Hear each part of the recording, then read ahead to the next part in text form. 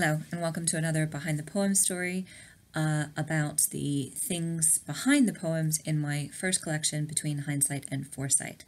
If you've not seen any of the videos before, I do encourage you to go back and look through some of the older titles in my video collection. Yes, I'm sorry, I wasn't always so great at telling the stories behind my poems, but they do still give interesting insight into the sources behind my work. This week's poem is called Search for Truth, and I'm amused at my own self because of two reasons. This original form of this poem was definitely when I was in high school, and the reason why this poem and thinking about the source of this poem amuses me is because it's unusually pessimistic for me. I did use poetry in high school and throughout my life as a catharsis, as a means of getting rid of emotions or ideas that were plaguing me or were constantly on my mind. And that's both good memories, good experiences, and bad ones. Most notably, my poem Dark Place, which I did a video for months ago, expresses my feelings about living with depression. So when I'm reading Search for Truth, and I can tell, and I remember writing it when I was young, when I was in high school, but I don't remember necessarily why I was quite so pessimistic about it. The only thing that I can assume when I think about the lines and I think about how I express myself is that the long forgotten source of this emotion, the source of the frustration expressed in the poem, was being lied to. What we know and what we discover when we investigate is not always what it seems. People, friends, situations are not always what we think they are. And when we start to question, we start to lose our faith in those people, events, and situations. So, sometimes we see only what we want to see. And we sit in that blindness and we believe what we want to believe, and we don't look any further and we don't look any deeper. There is an odd reflection in today's whole fake news crazy about people not checking their sources and people believing whatever that they're told or whatever they choose to believe about topics and feelings, emotions, people, everything. Just because we believe a thing does not make it true. Just because we don't know a thing doesn't mean it's unknowable. And just because we are optimistic or just because we feel that change can happen doesn't mean that all the evidence to the contrary prevents it from coming true if we choose to make it that way. The changes that we want to see in society, just because we believe that they can happen doesn't mean we're innocent, that we're ignorant, or that we, that we're not seeing the truth of things. So that conflict between what we know and what we can prove, what we are innocent of and what we learn to our detriment, that conflict is a running theme throughout my poetry, that duality between knowledge and innocence, and what each of those mean, and whether each one of those states, being knowledgeable or innocent, is better than the other. So, does the search for truth invalidate the attempt to search for the truth? Is it a difficulty thinking about something that's especially a belief or an opinion that's linked to an emotion, if it is a more kind of intangible thing that we're investigating and that we're trying to gain knowledge on? Does the fact that it's intangible mean that searching for the truth of it invalidates the thing?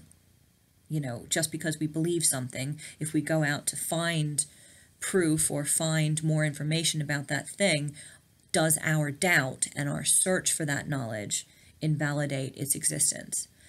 Now, I know that's probably a little bit deep and probably a little deeper than I was even necessarily thinking in high school when I wrote the poem, but obviously just because the poem exists already doesn't mean that its meaning can't change even for the person who wrote it. I think it's important to know about poetry and about writing that there are no wrong answers. There are no wrong interpretations per se. Just because the poem is set down and printed and published does not mean it dies. Doesn't mean that the author's intention dies or that the author's emotions dies, or even that the reader can't be touched by it in a way that the author never intended or expected. Part of the reason why, and I said this in my earliest videos, part of the reason why I'm doing these stories behind my poems is so that we have some basis or some connection where I can tell you what they mean to me. As a teacher of English literature and a teacher of English language, I get so many high school students who look at poetry and think, what if it's just a cloud? How do we know that the writer meant to do that? How do we know that that was intentional? Maybe they just wanted to use that word instead of that word. Does it really have to be so deep? No, it doesn't have to be so deep. And sometimes meaning is acquired by a poem or acquired by a word by accident. But sometimes it's intentional. And so these videos, to tell you my story, will give knowledge to those who don't know me and who may never meet me about why I wrote what I wrote, what it meant to me, and maybe they can find a connection for themselves. Because what I try to do with all of my writing, whether it's fiction or nonfiction, poetry, prose, whatever, what I always want to try and do is connect with my reader.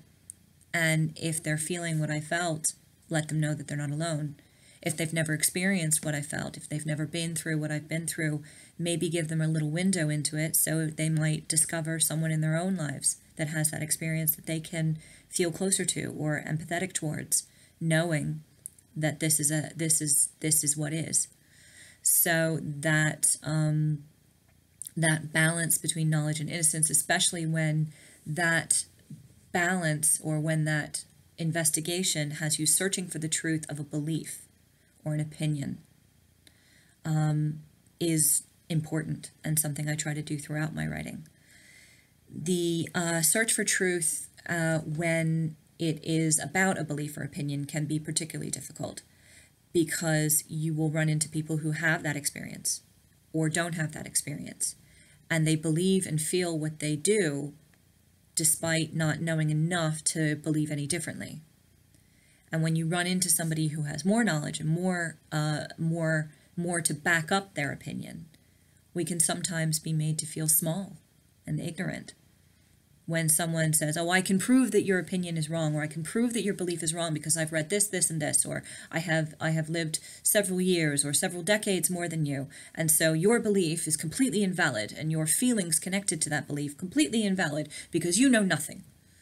And so the search for truth is also a slight backlash against that problem, where instead of having an honest and open dialogue about a lie or about a newly discovered piece of information, you have a suppressing of interest, a suppressing of the search for truth. Instead of helping someone learn something new, you're dismissing them as ignorant.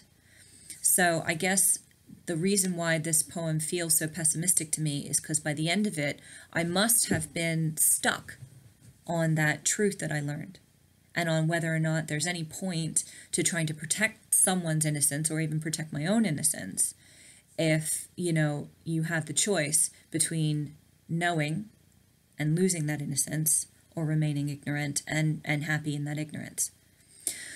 So a short poem, not my best piece in the whole collection, but something that I felt needed to be said in the fact that it was reflecting of frustration.